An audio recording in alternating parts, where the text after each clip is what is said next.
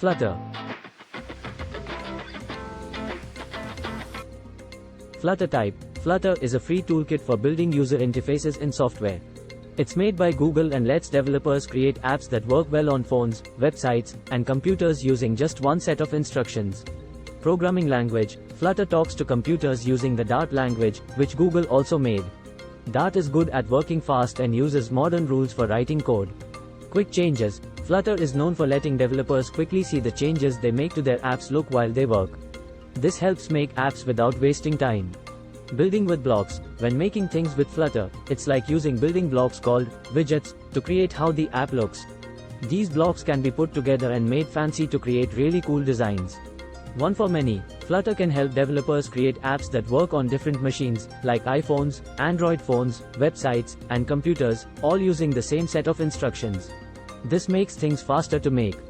Lots of ready-made parts. Flutter comes with a bunch of parts that are already made, which can be used to create buttons, spaces for writing, lists, and more. These parts can be changed to match how the app should look. Helpful friends and add-ons. Flutter has a big group of people who like to help each other.